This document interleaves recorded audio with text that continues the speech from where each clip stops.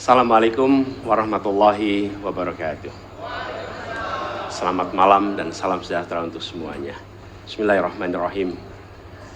Negara hukum menempatkan hukum sebagai rujukan utama untuk memastikan hadir rasa keadilan, memberikan kebermanfaatan, dan memberikan kepastian kepada semua.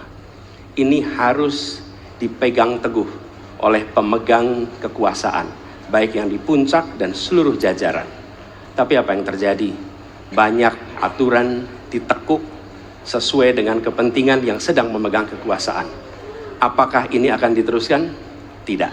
Ini harus diubah. Ini harus dikembalikan. Kemudian kita menyaksikan betapa pada hari-hari ini tatanan ketika kita menyelenggarakan pemerintahan sering tidak sesuai dengan prinsip-prinsip hukum yang kita pegang. Karena itulah kami melihat perubahan ini harus kita kembalikan. Negara ini adalah negara hukum, bukan negara kekuasaan. Dalam negara hukum, kekuasaan diatur oleh hukum. Dalam negara kekuasaan, hukum diatur oleh penguasa. Dan kita tidak menginginkan itu terjadi. Pada saat ini, kalau kita lihat hukum itu harusnya tegak begini. Inilah hukum. Dalam kenyataannya, dia bengkok. Dia tajam ke bawah, dia tumpul ke atas. Dan kondisi ini tidak boleh didiamkan, tidak boleh dibiarkan, dan harus berubah. Karena itu kita mendorong perubahan. Mengembalikan hukum menjadi tegak kepada semuanya. Dan bila kita saksikan hari ini, ada satu orang milenial bisa menjadi calon wakil presiden.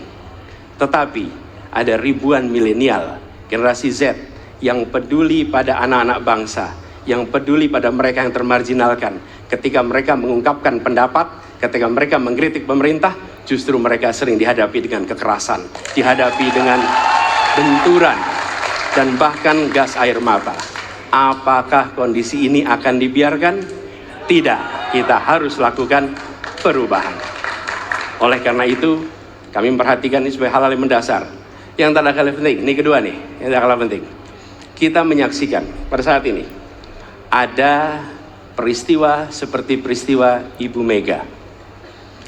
Ibu Mega Suryani Dewi, seorang ibu rumah tangga, yang mengalami kekerasan rumah tangga, lapor pada negara, tidak diperhatikan, dan dia meninggal korban kekerasan. Apakah akan dibiarkan? Tidak, ini harus diubah. Dan tidak kalah penting, hadir bersama saya di sini ayahnya Harun Ar-Rasyid. Harun Ar-Rasyid adalah anak yang meninggal, pendukung Pak Prabowo di Pilpres 2019 yang menuntut keadilan pada saat itu.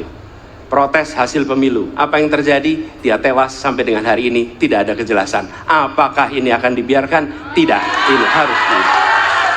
Karena itu, kami mendedikasikan diri, hadir untuk memberikan komitmen bahwa dari puncak sampai ke bawah, kami akan tegakkan hukum pada siapa saja. Kami kembalikan marwah kehidupan bernegara yang menempatkan hukum sebagai tempat yang paling tinggi. Dan ketentuan itu berlaku kepada semua, termasuk ketika menyangkut urusan ASN, menyangkut urusan TNI dan Polri. Terima kasih. Assalamualaikum warahmatullahi wabarakatuh. Download Tribun X sekarang. Menghadirkan lokal menjadi Indonesia.